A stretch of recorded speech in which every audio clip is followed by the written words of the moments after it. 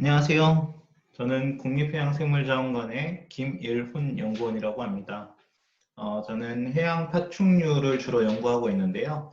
쉽게 설명하면 바다에 살고 있는 거북이나 뱀에 대한 연구를 주로 진행하고 있습니다. 오늘 여러분들한테 해양 환경과 해양 보호 생물에 대해서 소개를 해드리려고 하는데요. 특히 여러분들이 계시는 경북도를 포함해서 이 환동해 지역에서는 생물 다양성이 매우 높고 거기에 큰 생물들이 주로 출현하는 아주 주요한 지역이기 때문에 해양 환경에 대한 더 많은 관심이 필요한 지역이라고 생각됩니다. 오늘 이 교육을 통해서 여러분들이 해양 환경에 조금 더 관심을 가지게 되는 좋은 계기가 되었으면 좋겠습니다. 제가 주로 연구하고 있는 해양 파충류 중에 바다 거북이에 대해서 여러분들에게 소개를 해 드릴 건데요. 바다 거북이들이 어떤 종류들이 있고 그 중에 어떤 종들이 우리나라에 또 출현을 하는지, 그리고 그런 종들이 어떤 위험에 빠져 있는지에 대해서 전반적으로 설명을 해드리고자 합니다. 먼저 PPT를 통해서 여러분들에게 강의를 드리고요. 그 이후에 저희가 제작한 바다 거북이 영상을 같이 보면서 다시 설명드리도록 하겠습니다. 그러면 발표 자료를 같이 보면서 이야기를 나누도록 하겠습니다. 이 발표 자료를 보시면 오늘의 제목은 No Plastic 11일 동안의 메뉴라는 제목인데요. 바다 거북이 특히 해양 환경에서 해양 쓰레기인 플라스틱류에 치명적인 영향을 받고 있기 때문에 그거에 대한 경각심에 대한 내용입니다. 왜 제목이 11일 동안의 메뉴인지는 본문에 자세히 설명해 드릴 테니까 이따가 관심 있게 봐주시면 좋을 것 같습니다. 먼저 바다 거북이에 대해서 설명을 해드리는 게 좋을 것 같습니다. 여러분들이 막연하게 바다에 사는 거북이에 대해서 영상이나 책에서 많이 봤을 수 있겠지만 좀 깊게 들어가면 우리는 생각보다 많이 모르고 있는 경우가 많거든요. 그래서 바다 거북이에 대해서 전반적으로 설명해 드리도록 하겠습니다. 우선 제가 연구하고 있는 해양 파충류라고 하면 옛날 고대에 물속에서 생물이 발원해서 얘네들이 육기 어류라 그래서 물에서 육상에서 걸어 다닐 수 있게끔 근육이 발달한 어류들이 점점 육상으로 도입이 됐고, 육상으로 도입된 어류 중에서 양서류, 파충류들이 진화해 나가게 됩니다. 그 중에 제가 연구하고 있는 해양 파충류는 육상에 있는 파충류 중에 일부가 다시 먹이 활동이나 이런 생존을 위해서 바다로 다시 들어간 종들을 대상으로 하고 있는데요. 흔히 바다 거북이나 바다뱀, 그리고 바다 악어 한 종, 바다 이구아나 한 종을 대상으로 하고 전 세계 약 11,000종의 파충류 중에 겨우 한 80종 정도가 이에 해당이 됩니다. 여러분들은 주로 해양 파충류라고 하면 바다거북을 생각하시겠지만 바다뱀이 가장 종수는 많은 실정이고요. 아주 드물게 악어도 한 종이 있고 갈라파고스 지역 섬에서만 주로 제한적으로 서식하는 이구아나 한 종이 있습니다. 오늘의 제목은 주로 바다거북이기 때문에 거북에 대해서 설명을 드리겠습니다. 거북은 육상에 있는 파충류 중에 일부가 진화를 거쳐서 거북으로 진화하였습니다. 흔히 도마뱀 종류가 먼저 발생을 하고 그 중에 일부가 거북으로 진화하였을 것이라고 추정을 하고 있는데요. 왜 거북이는 딱딱한 등갑과 배갑을 가지게 되었을까에 대해서 궁금증을 가지게 될 수 있습니다. 거북이는 이런 도마뱀들에 비해서 갈비뼈가 납작하게 변화하면서 갑을 이루고 이 갑이 서로 붙으면서 단단해졌는데요. 그렇기 때문에 몸을 이렇게 유연하게 꺾을 수가 없이 굳어져 있는 형태를 띠고 있습니다. 그래서 사지를 이렇게 유연하게 움직이기가 힘들어져서 보폭이 느려지는 단점이 생겼고 그로 인해서 훨씬 느려지는 그런 진화의 형태를 가지고 있습니다. 그럼에도 불구하고 거북이 종류가 왜 그때부터 이런 형태로 진화했고 지금까지도 거북이가 많이 분화되어 있는지를 생각해 보면 이렇게 진화하는 것들이 큰 장점이었을 수도 있겠구나라고 생각할 수 있습니다. 거북이가 등갑을 생성하고 이렇게 뼈가 넓어지면서 방어를 하는 이유는 포식자에 비해서 걸음이 느리기 때문에 잡힐 확률은 높지만 포식자에 의해서 공격을 받았을 때 아주 치명적인 내부 장기, 그러니까 심장이나 위, 장 같은 데를 공격당하지 않기 때문에 이런 팔 같은 데는 공격당해도 생존만 한다면 다시 치유가 되거나 아니면 일부가 소실돼도 생존하는 데 큰 지장이 없을 수 있는데 내부 장기는 손상을 당하면 죽음에 이르기 때문에 그런 것들을 고려해서 이렇게 진화해간 것으로 보고 있습니다.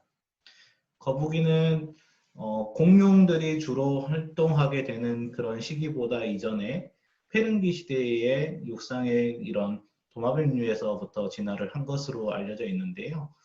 지금은 전 세계에 아주 다양한 종류의 거북이들이 서식하고 있습니다. 거북이 종들만 따져도 수백 종에 이르기 때문에 여러분들이 생각하는 것보다 아주 많은 종들이 있거든요.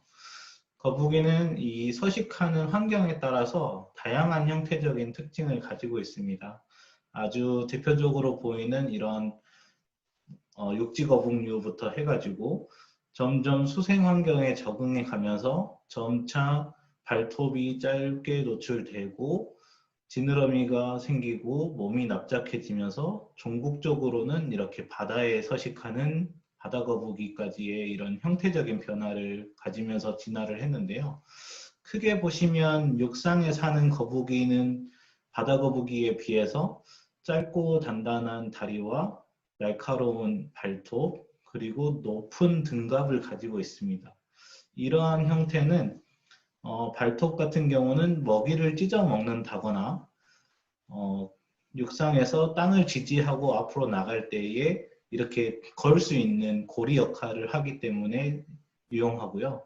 등갑 같은 경우가 이렇게 높고 단단해진 이유는 육상에 있는 포유류들에 의해서 공격받았을 때 이 단단한 등갑에 의해서 몸을 보호할 수 있는 장점을 가지고 있습니다.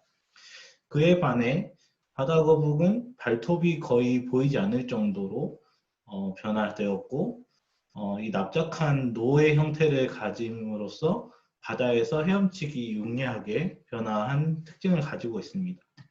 그리고 육상 거북에 비해서 이 등갑과 배갑 사이가 납작하기 때문에 물속에서 물의 저항을 덜 받도록 이렇게 진화한 특징을 가지고 있습니다. 이런 거를 보면 이런 서식 환경의 그런 선택압에 의해서 보다 서식 환경에 잘 적응하는 종들이 생존율이 높아져서 지금의 이런 형태를 가지게 됐다는 것을 알 수 있습니다. 그러면 바다거북은 얼마나 다양한 종들이 있을까요? 지금 그림에서 보시는 것처럼 전 세계에 단 7종의 바다거북만이 서식하고 있습니다.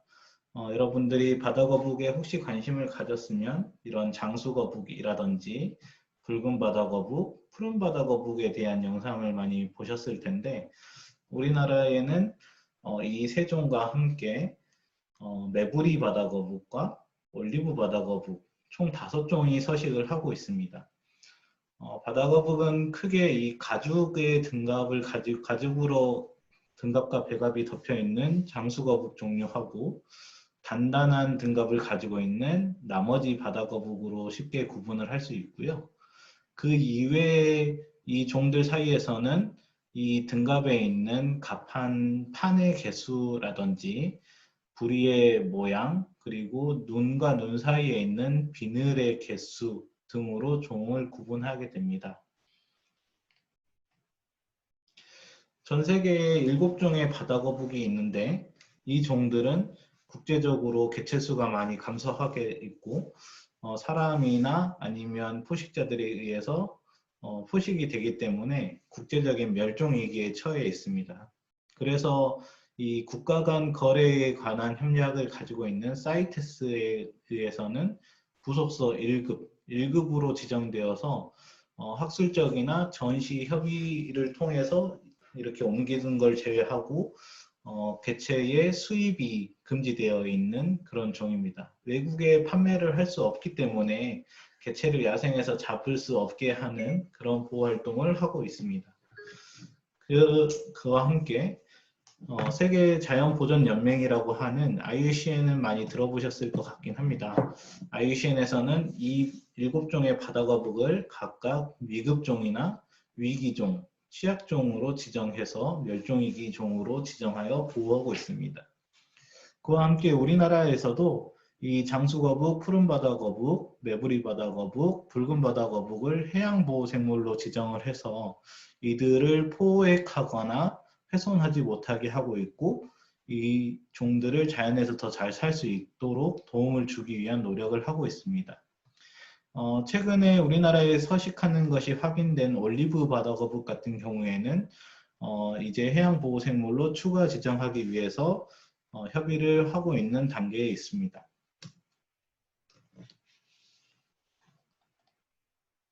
그러면 바다거북은 주로 어디에서 생활을 할까요? 바다거북은 전 세계의 양극단, 북극과 남극을 제외한 바다에 넓게 서식하고 있습니다.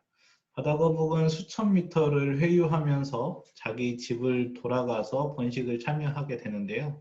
그로 인해서 아주 다양한 서식지를 공유하게 됩니다. 우리나라 같은 경우에는 따뜻한 물이 흐르는 크로시오 난류의 영향으로 가장 따뜻한 제주바다와 남해바다 그리고 동해안을 중심으로 이 바다거북이 출현을 하고 있고요. 서해에는 좀 드물게 출현하는 경향을 확인할 수 있습니다. 주로 푸른 바다거북하고 붉은 바다거북이 출현을 하고 있고요. 성체가 훨씬 많은데 성체 중에도 암컷의 비율이 유독 높은 그런 특징을 가지고 있습니다.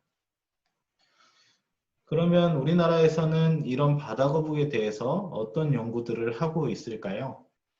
주로 저희 국립해양생물자원관이나 같은 유관기관, 학교, 그리고 해양수산부에서 지원을 해서 이런 연구를 하고 있는데요.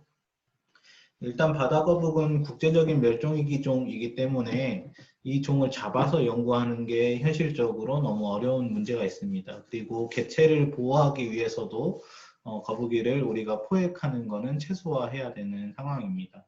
그래서 주로 이렇게 바닷가에 죽어서 발견되는 거북이 종류를 이렇게 확보를 해가지고 연구를 한다거나 어업 활동 중에 그물에 걸려가지고 몸에 이런 탈진이나 아니면 몸의 일부에 부상을 당한 개체들을 혼액한 것들을 가져다가 체열을 해서 이를 통해서 다양한 연구를 수행하게 됩니다.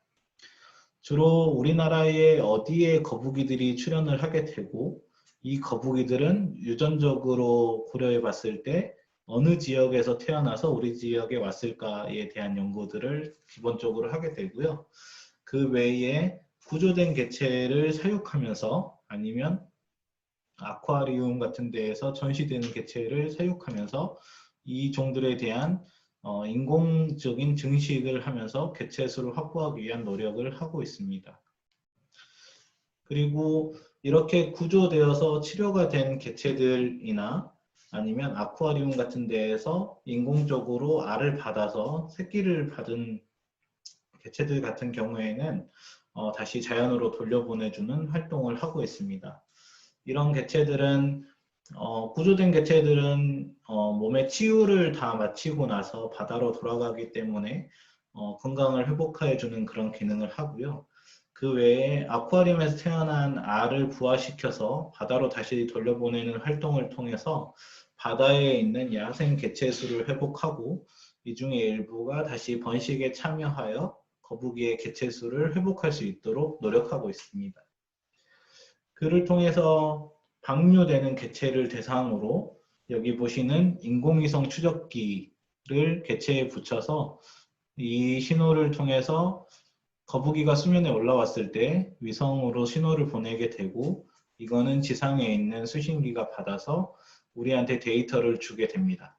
그러면 이를 바탕으로 우리는 거북이가 어디에서 어떻게 움직이는지를 연구할 수 있는데요. 오른쪽 그림은 우리나라에서 바다로 돌려보낸 거북이들이 어떻게 움직였는지를 볼 수 있습니다. 이런 데이터들을 수집하면 거북이가 어떻게 움직이는지를 알 수 있고, 그러면 어느 시기에 우리나라에 어디에 주로 머무르는지, 아니면 이 개체들이 어디까지 가는지를 확인해서 이것들을 어떻게 하면 보호할 수 있는지에 대한 연구를 하게 됩니다. 보시는 것처럼 우리나라에서 방류된 개체는 일본의 따뜻한 남쪽 바다라든지 베트남 해역까지 이동을 하면서 잘 서식하는 것을 확인할 수 있고요. 일부 개체는 일본의 북부 쪽으로 이동을 해서 북미로 넘어가서 서식하는 것을 확인할 수 있는데, 우리가 추적한 것은 일본까지 결과를 확인할 수 있었습니다. 그러면 오늘의 주제로 돌아와서 왜 11일 동안의 메뉴인지에 대해서 알아보도록 하겠습니다. 제목에서 보시는 것처럼 우리가 아까 그 방류한 개체들 중에 일본 아쿠아리움에서 태어나서 하나 여수에서 키우던 개체들이 있었습니다. 이 중에 붉은 바다 거북을 제주도 바다에 다시 돌려보내서 5마리를 돌려보냈고, 그 중에 2마리한테 이 인공위성 추적기를 달아서 보냈었습니다.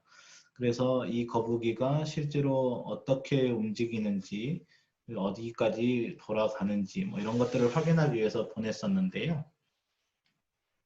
이때가 2018년 8월 29일에 총 13마리의 거북이를 자연으로 돌려보낸 활동을 했습니다. 그런데 안타깝게도 우리가 보낸 이 KUR0093번이라는 개체는 오랫동안 잘 서식하지 못하고, 우리가 2018년 8월 29일에 제주도에서 방류한 이후로 약 11일 정도의 이동 기간에 거쳐서 부산에 있는 기장해수욕장이라는 곳에서 죽은 채로 발견이 되었습니다. 너무 짧은 시간 만에 개체가 죽어서 저희는 이 외상에 의한 죽음일까 싶어가지고 이 개체를 다시 데려와서 연구를 수행하게 되었습니다.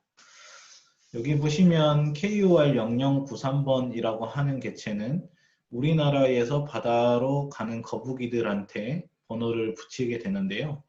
한국에서 바다로 돌려보내진 93번째 바다거북이라는 뜻에서 이런 이름을 붙였습니다. 이 개체들은 이 외부의 그 외부 인식표에 의해서 이 번호가 붙여지게 되고, 이 번호를 바탕으로 외국의 어떤 연구자가 이 개체를 발견했을 때 한국에 정보를 알려주게 되는 이런 국제적인 협력에 의한 번호입니다. AR003번이 되어 돌아오다라고 저희가 표시를 했는데, 이 AR0038번은 우리 국립해양생물자원관에 표본으로 죽어서 들어오는 표본의 번호를 붙이는 겁니다. 양서류와 파충류에 해당하는 번호이고 38번째 개체라는 뜻입니다. 한국에서 나갈 때 번호를 받아서 나갔는데 죽어서 수장고로 들어가면서 또 번호를 받았기 때문에 우리나라의 바다거북이 중에 처음으로 2가지 번호를 가진 개체가 되었습니다. 이 개체는 8월 29일에 나가서 9월 8일에 죽어서 발견됐기 때문에 단 11일만 생존을 야생에서 할 수 있었는데요. 왜 이렇게 죽어서 발견이 되었을까에 대한 궁금증을 해소하기 위해서 저희는 이 개체를 부검해 보았습니다. 바다거북이 왜 죽었는지를 알기 위해서는 외관상의 이런 데미지, 그러니까 뭐 배에 부딪혔다거나 아니면 포식자에 의해서 뜯겼다거나 하는 그런 외상이 있을 수도 있는데, 그런 외상이 없었기 때문에 뱃속을 열어서 얘가 무엇을 먹고 어떤 위험에 빠졌는지를 확인하고자 하였습니다. 보시는 것처럼 이 거북이를 부검을 하게 되고 장기를 꺼내서 여기 보시면 심장부터 간, 위에 해당하는 부위입니다. 이런 내부 장기에 대한 엑스레이를 찍었을 때 여기 이 뒤에 어색하게 보이는 좀 밝은 흰색 같은 것들, 이런 것들이 여기에 모여있는 이 하얀 것들이 모두 쓰레기인 것으로 확인이 되었습니다. 이 개체는 방사선 사진에서 식도부터 장관계 내부까지 반투명하고 단면이 불규칙한 물질이 차 있었습니다. 우리는 이게 해양 쓰레기인 것으로 생각이 되어서 장기를 모두 개복해서 안에 있는 물건들을 확인해 봤는데 이 개체가 먹어서 뱃속에 남아있던 플라스틱 쓰레기가 요만큼이나 확인이 되었습니다. 개체의 크기에 비해서 아주 많은 플라스틱을 먹었고요. 우리가 자연으로 돌려보낸 주 11일 만에 이 개체는 아주 많은 쓰레기를 먹는 충격에 노출되었다는 것을 확인할 수 있었습니다. 이 개체만 플라스틱을 먹게 되었을까를 생각해 보면 그렇지 않은 것을 알 수 있습니다. 아래에 보시는 이 8장의 사진은 모두 한 개체별로 먹은 플라스틱들의 정보입니다. 보시는 것처럼 이 다양한 비닐 종류라던가 아니면 이런 스티로폼 부표의 조각, 그리고 우리가 흔히 먹게 되는 사탕 봉지부터 해서 이런 포장용 박스 테이프, 어업용 바늘, 그리고 물병의 페트병의 포장지이고요. 여기 보시면 장갑의 일부 조각이라든지 그물의 일부 뭐 이런 것들을 거북이가 먹은 것을 다양한 개체들의 사체에서 확인할 수 있었습니다. 거북이는 왜 이런 것들을 먹게 될까요? 거북이는 아까 진화하면서 설명드렸던 것처럼 이 단단한 등갑과 배갑으로 인해서 몸을 보호하는 장점을 얻는 대신 사지가 짧고 움직일 수 있는 이런 각도가 짧아지는 그런 영향이 있었습니다. 그래서 얘네들은 물속에서 아주 장거리를 이동하긴 하지만 매우 빠른 속도로 움직이기는 어려운 그런 신체적인 특징을 가지고 있습니다. 그래서 약간 컨디션이 안 좋은 물고기라든지 좀 느린 연체동물 아니면 고정되어 살고 있는 산호나 해면 같은 이런 생물들을 주로 먹이원으로 하고 있는데요. 특히 푸른바다 거북 같은 경우에는 다양한 해초류를 먹이로 활동하게 됩니다. 그런데 물속에서 이런 그물류 같은 경우들은 해초류와 비슷한 형태를 띠기 때문에 거북이는 이런 것들을 해초라고 오인하고 먹게 됩니다. 그리고 이런 종류의 다양한 비닐 같은 경우에는 거북이의 주 먹이 중에 하나인 해파리가 물속에서 유영하고 있는 모습을 보면 이런 비닐이가 물속에서 떠다니는 것과 아주 유사한 형태로 보일 수 있습니다. 거북이는 물속에서 느리게 움직이는 물체를 먹이로 착각하고 먹기 때문에 이런 다양한 종류의 쓰레기들에 의해서 노출이 되는 그런 위험을 겪게 됩니다. 거북이만 이런 플라스틱 쓰레기에 의해서 영향을 받는 것은 아닙니다. 아주 많은 해양 생물들이 이런 플라스틱 쓰레기들에 노출이 되고 있는데요. 여러분들이 보셨을지 모르겠지만 2015년에 처음 발견이 되어서 전 세계를 경악하게 했던 이 올리브 바다거북의 코에 빨대가 꽂혀 있었던 사진입니다.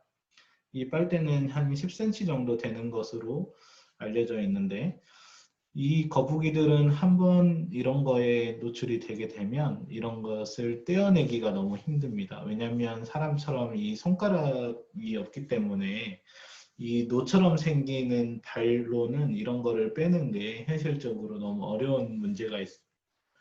이 오른쪽에서 보시는 것은 이 거북이의 위에 있는 그물에 의한 폐기물입니다. 그 외에도 다양한 그물의 조각이라든지 사람이 바다에서 버리게 되는 이런 다양한 해양 쓰레기, 플라스틱 부표의 조각이라든지 이 허리 벨트에 있는 장비 가방 같은 것들을 고래들이 주로 먹어서 이런 노출이 되고 있고 그 외에 이 알바트로스라고 하는 아주 먼 대양의 무인도에서 번식하는 새들인데 이 새들은 대양을 떠돌아다니면서 먹이를 먹고 그것들을 또 다시 자기 새끼들한테 주면서 번식을 하는데요. 그 외에 이런 것들에 대해서 영향을 받게 됩니다. 최근에 다양한 연구에 따르면 대양 생물 중에 대한 해양 쓰레기의 영향이 아주 심각한데요. 해양 쓰레기가 대양 생물의 몸에 걸려서 그런 것들이 피해를 주는 것들이 300종 이상이고, 해양 쓰레기를 먹이로 오인해서 이거를 섭취함으로 인해서 피해를 받는 게 700종 이상입니다. 이런 데이터들은 대형 해양 생물에 대한 것이고, 이것보다 아주 작은 플랑크톤이라든지 작은 연체동물, 그리고 물고기 종류들은 훨씬 더 다양하게 이런 플라스틱에 대한 영향을 받게 됩니다.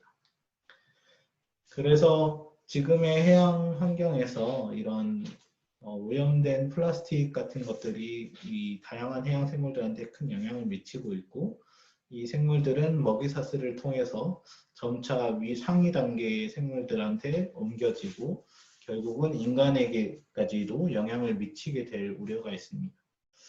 우리가 그런 것들을 보호하기 위해서 어떤 노력을 해야 될지에 대해서 저를 포함해서 여러분들도 다 같이 머리를 맞대고 궁리해서 어떻게 보존할지에 대한 고민을 해봐야 할 시기가 왔습니다. 그래서 우리는 어떻게 해야 될까요? 우리는 자연과 생물에 대해서 좀 더 관심을 가지는 그런 시간을 가지는 게 중요하겠습니다. 그리고 쓰레기를 최소한으로 만들고 버릴 때 좀 더 조심해 주셨으면 좋겠습니다. 여러분들이 생각하시기에 바다에 떠도는 해양 쓰레기들은 주로 어업 활동을 하면서 바다에서 버려지는 게 대부분일 거라고 생각하게 되는데, 안타깝게도 연구에 따르면 바다에 떠돌아다니는 많은 해양 쓰레기의 한 80% 정도는 육상에서 바다로 도입이 되고 있습니다. 우리가 길에서 흔히 버리게 되는 쓰레기라든지 분리수거 과정에서 바람에 의해 날아가는 쓰레기들이 큰 비나 홍수 같은 게 올 때마다 하차원을 따라서 바다로 유입이 되고 있습니다. 이런 것들은 점차 다시 회복하기가 너무 어렵고, 바다로 간 쓰레기들은 회수하는 데 훨씬 더 많은 시간과 노력이 들기 때문에 처음에 우리가 육상에서 만들어지는 쓰레기의 양을 최소화하고 그것들을 버릴 때 조금 더 체계적으로 잘 버릴 수 있도록 노력하는 것이 매우 중요합니다. 그에 앞서서 플라스틱 쓰레기를 만들기 전에 이용을 최소화해서 그것들을 줄이는 게 더 중요하다고 할 수 있겠습니다. 나 하나쯤이야 하는 이기심들이 모여서 이런 사태가 발생하고 있는 게 아닐까라는 생각을 하게 되는데요. 저뿐만 아니라 여러분들도 함께 이런 것들을 주변에 많이 알려서 다 함께 주의해서 환경을 조금 더 좋게 만들 수 있도록, 그리고 다양한 해양 생물들을 피해를 좀 더 줄일 수 있도록 같이 노력하는 그런 계기가 되었으면 좋겠습니다. 이상으로 제가 준비한 발표를 간단하게 마치고요. 저희가 준비한 바다거북 영상을 하나 더 같이 보면서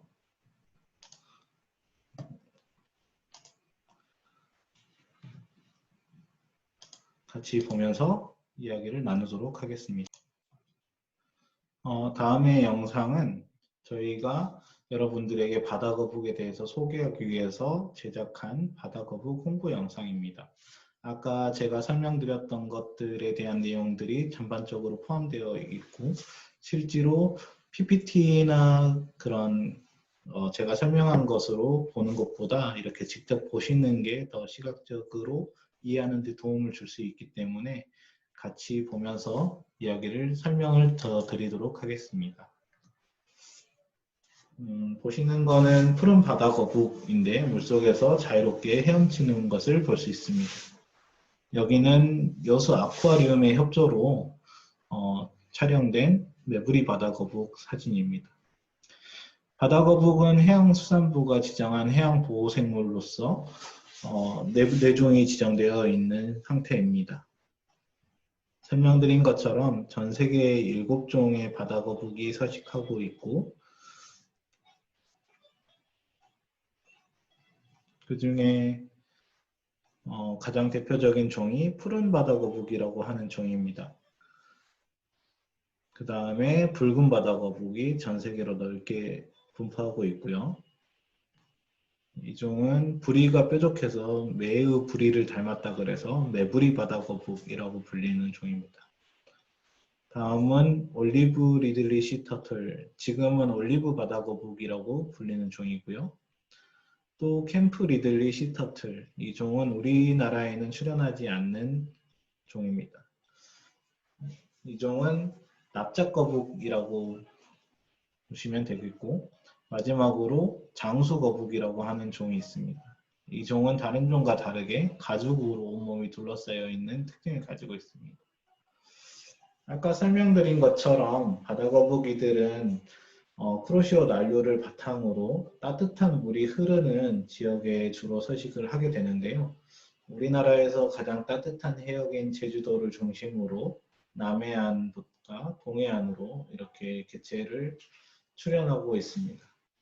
주로 푸른 바다거북과 붉은 바다거북이 많고 드물게 매부리 바다거북과 장수거북이 있습니다. 보시는 것처럼 바다거북이는 해파리를 아주 좋아하는데요. 그리고 산호나 해조류, 잘피처럼 물속에서 고정적으로 서식하는 이런 동물성 먹이를 주로 섭식하게 됩니다. 이런 먹이들은 이동성이 느리기 때문에 느린 바다거북들이 쉽게 뜯어먹을 수 있는 그런 장점이 있습니다. 바다거북이는 앞다리와 뒷다리가 노예 형태로 진화해서 물속에서는 빠르게 헤엄을 칠 수 있고요. 체력적으로 아주 긴 거리를 이동해 다니면서 서식하게 됩니다. 평상시에는 조용한 곳에서 휴식을 취하면서 생활하는데요. 등갑이나 배갑이 단단하기 때문에 포식자가 많이 없는 그런 종입니다. 수 환경에서 짝짓기를 한 다음에 암컷은 한 2달 동안의 알을 성장시켜서 모래에 땅을 파고 한 50에서 80cm 깊이의 알을 한 100개에서 200개 정도씩 낳습니다. 이 알들은 동시에 부화를 해서 바다를 향해 이동을 하게 되고요. 이 개체는 2017년에 처음으로 우리나라에서 인공으로 증식된 개체였는데 바다로 돌려보내졌습니다. 거북이는 포식자가 거의 없이 바다에서 아주 장수하는 100년 가까이 사는 이런 생물인데 거북이가 다양한 이유로 인해서 개체수가 줄어들어 멸종위기종이 되고 있습니다. 보시는 것처럼 어업활동에 의해서 설치된 그물에 많은 거북이들이 의도하지 않게 걸려서 폐사를 하게 되는데요. 거북이는 폐호흡을 하기 때문에 주기적으로 수면에 올라와서 숨을 쉬어야 되는데 그물에 걸리면 물속에서 숨을 쉬지 못하고 죽는 경우가 많습니다. 그 외에도 많은 거북이들이 폐사한 상태로 해수욕장이나 바위 지역에 올라와서 출현하는데 저희가 부검을 해본 경우에 아주 높은 빈도로 이 플라스틱 쓰레기 같은 거에 노출되고 있었습니다. 그래서 저희들은 거북이들을 보호하기 위해서 다양한 기관들과 함께 이런 노력을 하고 있는데요. 설명해 드린 것처럼 거북이를 구조해서 치료하거나 아니면 실내에서 인공적으로 증식해서 바다로 돌려보내는 그런 활동들을 하게 됩니다. 우리나라에서 처음으로 부화에 성공했던 개체들입니다. 푸른 바다거북 새끼이고요.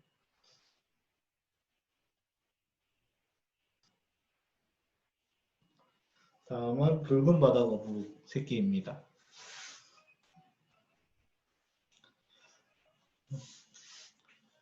개체들을 한 6개월 정도 성장시킨 다음에 야생에서 적응을 할 수 있을 것이라고 생각되는 시점에 다시 거북이를 바다로 돌려보내는 활동을 하고 있습니다. 이 지금 앞에 가고 있는 거북이는 구조되어서 치료된 성체였고 지금 이 작은 개체들은 한 6개월 정도 성장한 어린 개체들입니다. 이런 다양한 개체들을 바다로 돌려보냄으로써 야생의 멸종위기종인 바다거북을 더 보호하기 위한 활동을 하고 있는데요. 이를 통해서 개체수를 회복하고 거북이를 더 보호할 수 있도록 다양하게 노력하고 있습니다.